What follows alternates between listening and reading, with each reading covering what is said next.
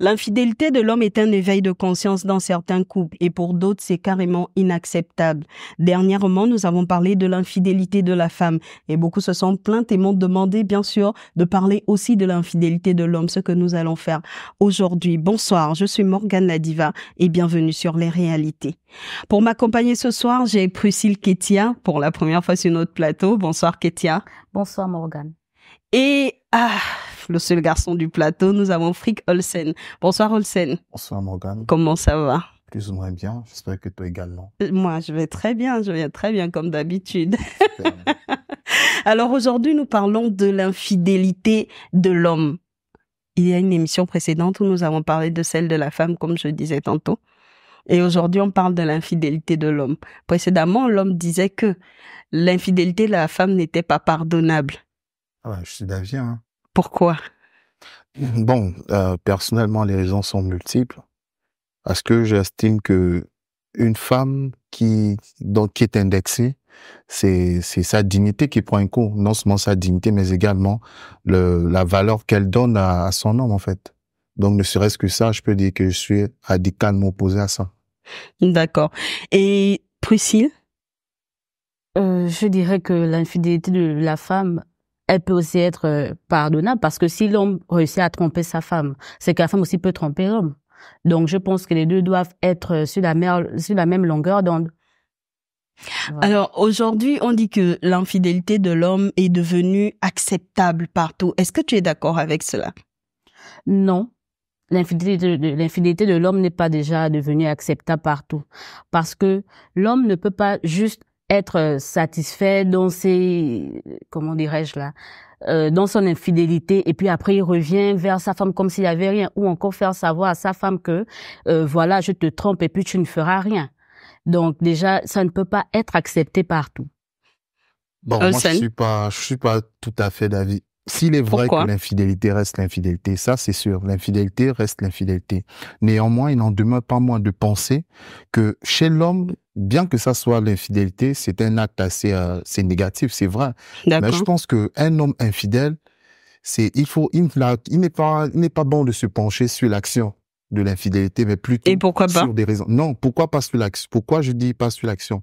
Parce qu'en effet, en outre, il est vrai, il y a beaucoup d'hommes qui sont plus ou moins fidèles, ça c'est sûr. Maintenant, il y en a aussi d'autres qui sont infidèles. Pour ma part, je ne cautionne pas l'infidélité, mais je ne condamne pas ça chez les hommes. Et j'estime que c'est beaucoup plus pardonnable. Pourquoi? Je m'explique. Un homme, il y a beaucoup de choses qui peuvent amener un homme à tromper sa femme.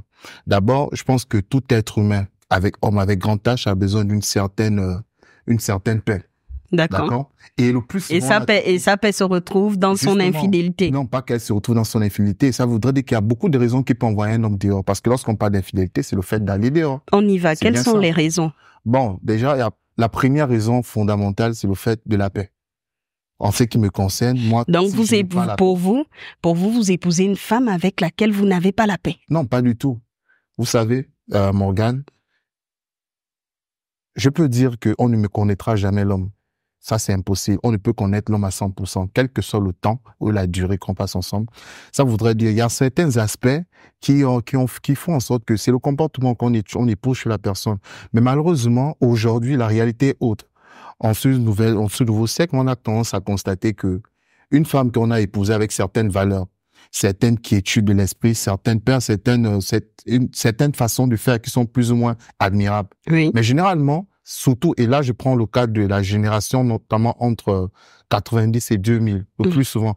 Généralement, ces dernières, on a l'impression aujourd'hui qu'on les épouse ou bien elles elles essaient de se comporter plus ou moins bien simplement pour atteindre le but du mariage. Et dans le mariage, en effet, on a l'impression qu'on ne reconnaît plus cette même personne. D'accord? Mais je pense que moi, en tant qu'homme, ça peut me pousser à aller dehors.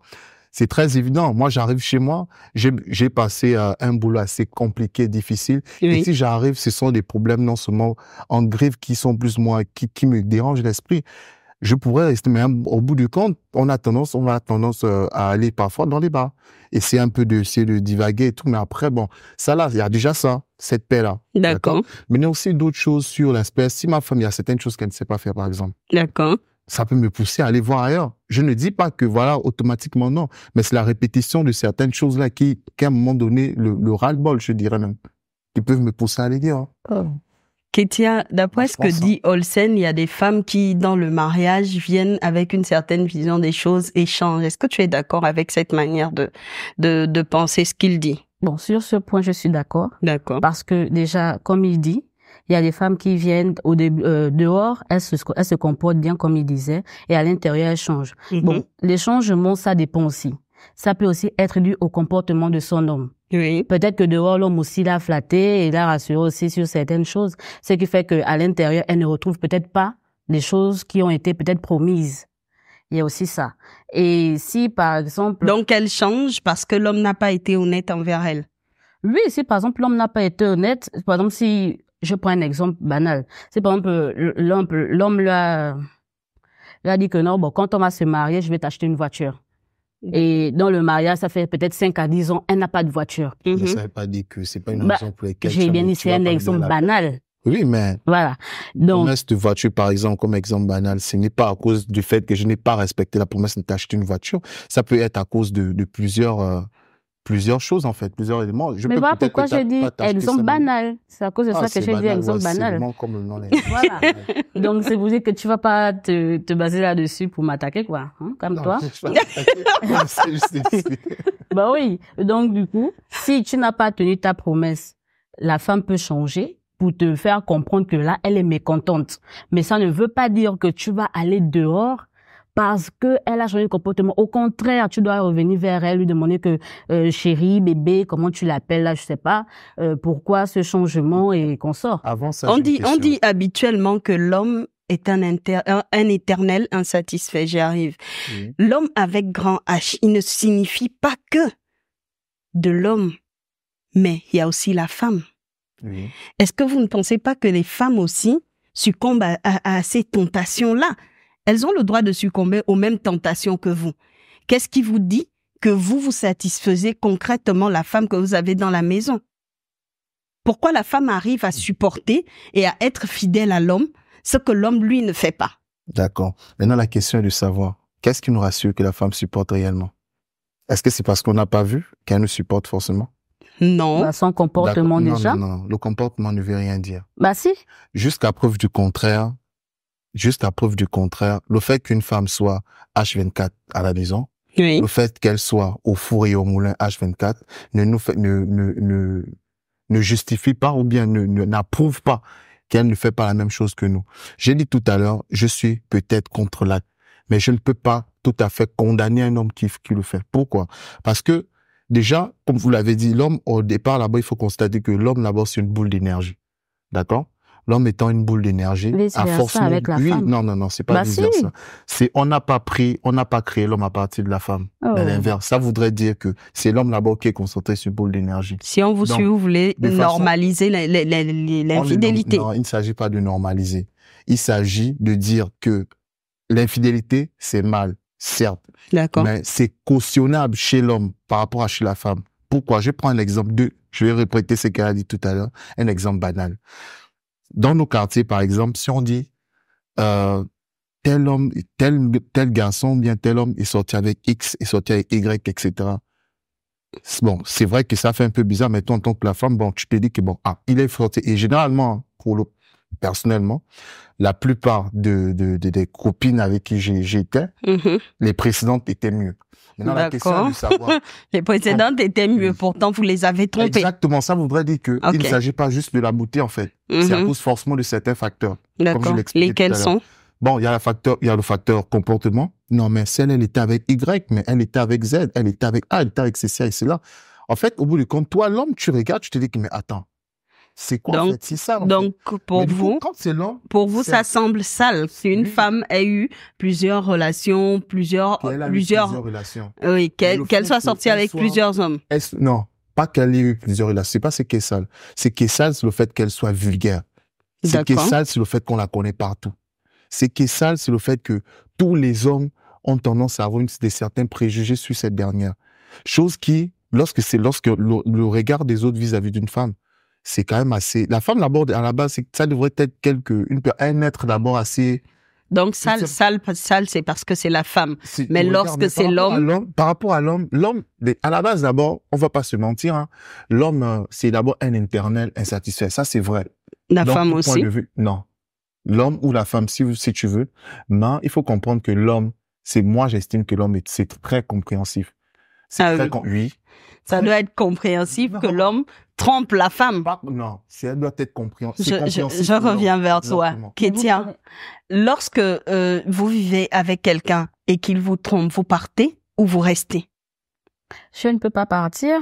Alors? Je vais sauf que rester. Ah oui? Parce que donc, vous acceptez l'infidélité de votre homme? Non, je n'accepte pas l'infidélité. Pourquoi vous restez? Je reste parce que si déjà l'homme m'a trompé, c'est pas le fait de partir qui fera en sorte qu'il va arrêter. Donc, je reste et je fais face à l'infidélité de l'homme, mais je ne pardonne pas.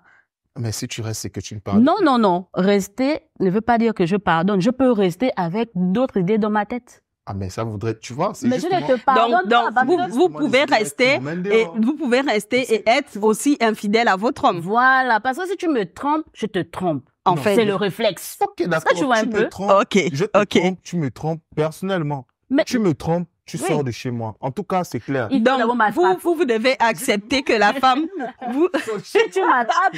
Donc, vous n'acceptez pas, d'être fidèle. Non, il ne s'agit pas de badiner avec les choses-là.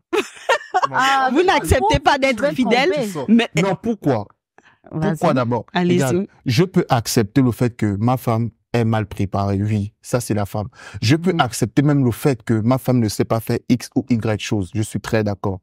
Ma femme, aller voir un autre homme, maman, je t'ai trompé. Mais est-ce que la femme est toujours obligée d'accepter l'infidélité de l'homme? Je ne lui demande pas d'accepter, mais voilà, ça c'est fait. Mais je peux pas revenir sur la excuse-moi. Ça c'est fait une fois, c'est une erreur. Elle a dit, je la trompe, elle reste. D'accord. Mais elle me pardonne, elle va me tromper. C'est sa position. Je l'accepte, je ne discute pas. D'accord. Mais moi, j'ai dit. Dès que vous découvrez. Je découvre, tu sors. C'est ma position. Mais tout à l'heure, vous étiez en train de dire que... Olsen, mais pourquoi entretenir plusieurs relations et ne pas simplement se lancer dans la polygamie et épouser une autre femme? Ce serait une solution. On venait justement. Et c'était comme pour dire que bien qu'il y ait certains pays qui ont voté pour la polyandrie, certains, mais je pense que la majorité l'emporte toujours. Juste la preuve du contraire, la majorité des pays africains, parce que nous sommes d'abord à la base, nous sommes des Africains. En Afrique, peu sont des pays qui ont voté pour la polyandrie et nombreux sont des pays qui ont opté pour la polygamie. Et étant donné qu'à la base, je suis polygame, donc ce qui revient à dire que peut-être en ayant, c'est d'abord, on s'entend depuis le départ. J'ai pas besoin de venir, je parle de moi, hein.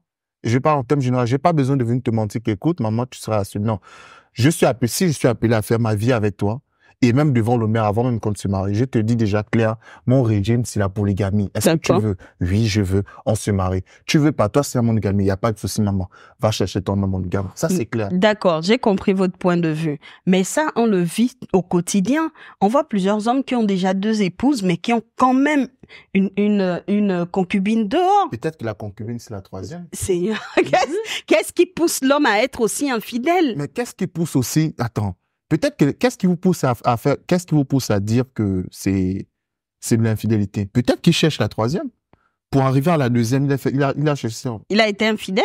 Non, il n'a pas été infidèle. Il a été infidèle, ils ne sont pas mariés. Il ne l'a pas trouvé et ils se sont directement mariés. Non. Il a d'abord commencé avec elle dans l'infidélité. D'accord. Non. Dans la mesure où, devant monsieur le maire, toi et moi, on a crié haut et fort. Monsieur le maire, je l'accepte, polygamie. Ça voudrait dire que toutes les filles que je vais avoir là, ce n'est pas de l'infidélité. Je cherche celle qui... Ce n'est pas de l'infidélité du moment où vous l'avez épousée. Mais non, c'est pas de l'infidélité. Fréquenter une femme, chercher à connaître la femme et déjà avoir certains rapports avec elle, c'est de l'infidélité. Ben, jusqu'à preuve du contraire, tu n'as aucune preuve que j'ai des rapports avec elle. Moi, je peux être ton chrétien. Téléphone. Je peux être chrétien et me dire que bon, mais attends, mon téléphone. Oui. Personnellement, moi, je ne mets pas d'écho dans mon téléphone. Mais si tu ne mets pas d'écho dans ton téléphone, c'est que j'ai le libre accès. Non, mais tu as le libre accès dans la mesure où tout ce que tu verras dans mon téléphone, tu l'assumes aussi sans venir me faire le bruit. Parce que moi, je ne regarde pas ton téléphone. Kétia, je reviens vers vous. Est-ce que l'infidélité de votre homme, par exemple, ne vous remet pas en question, vous? Bah, si je sais que j'ai déconné, oui. Mais si je sais que je n'ai pas déconné, non. Parce que, comme il disait tout à l'heure, il a cité certains points.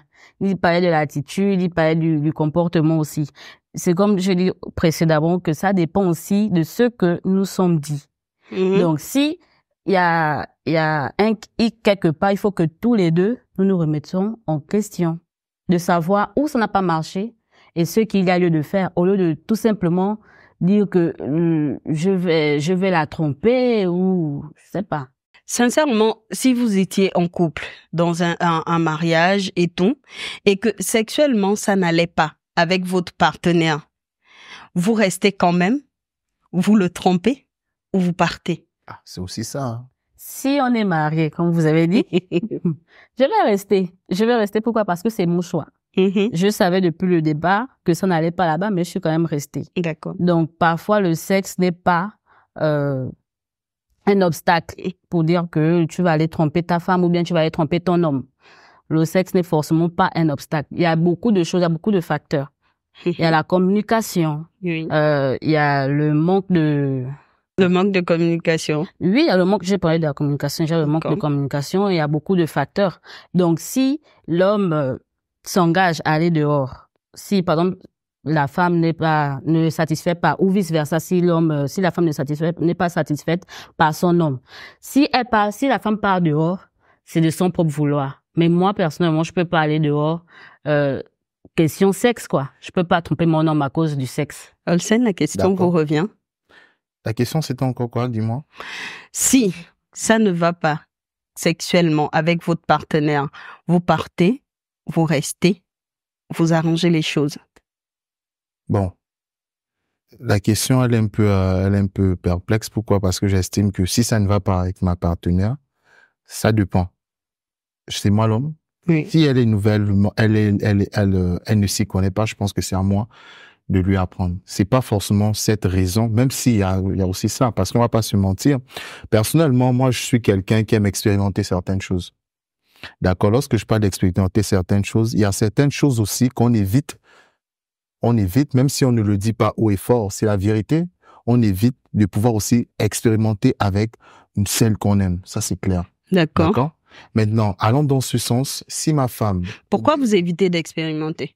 Non, mais pour plusieurs raisons. Quelles sont les raisons? Non, mais sérieusement, il y a pour plusieurs raisons. Par exemple, moi, je suis quelqu'un, j'ai un peu plus ou moins un certain respect envers celle avec qui on reste. D'accord. Donc, du respect pour celle avec qui vous restez, mais pas du respect pour les autres femmes. Non, c'est pas ce que j'ai dit. D'accord. Du respect avec celle que je conserve certaines choses, d'accord? Oui. Maintenant, une fille du dehors, je prends peut-être un exemple bête, c'est pas que je le pratique. Hein. D'accord. Je vais prendre, par exemple, ceux-là qui trompent leur femme avec les filles du joie, par exemple.